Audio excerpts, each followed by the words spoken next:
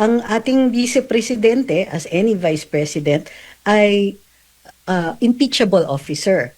Normally, kapag impeachable officer ka, hindi ka muna pwede hainan ng criminal na kaso or kahit anong kaso dahil ang implication niyan ay may immunity ka. Hindi ka matatanggal unless by impeachment. Kahapon ay panibagong balita naman o panibagong kaso o isa lang pa nga nitong grupo ni Antonio Trillanes.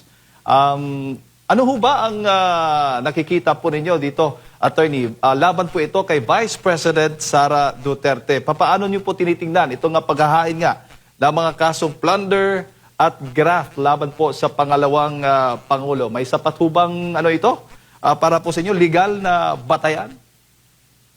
Sa ngayon kasi, I understand, magkakaroon yan ng legal issue at maaaring Korte Suprema ang magde-decide nito.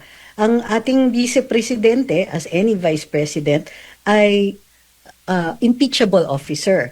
Normally, kapag impeachable officer ka, hindi ka muna pwede hainan ng criminal na kaso or kahit anong kaso dahil ang implication niyan ay may immunity ka. Hindi ka matatanggal unless by impeachment.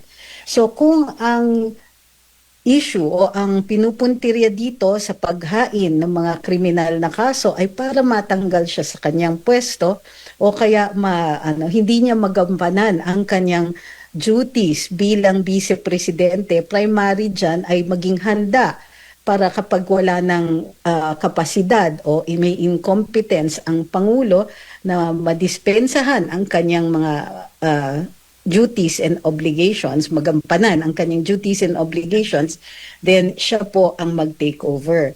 So, ang issue dyan is maaari bang hainan siya kaagad ng kriminal na reklamo kung hindi pa siya nai-impeach. Normally yan, kapag nag-succeed ang impeachment, vulnerable na siya dahil tanggal na siya sa pwesto, vulnerable na siya doon sa pag-file ng kriminal na kaso.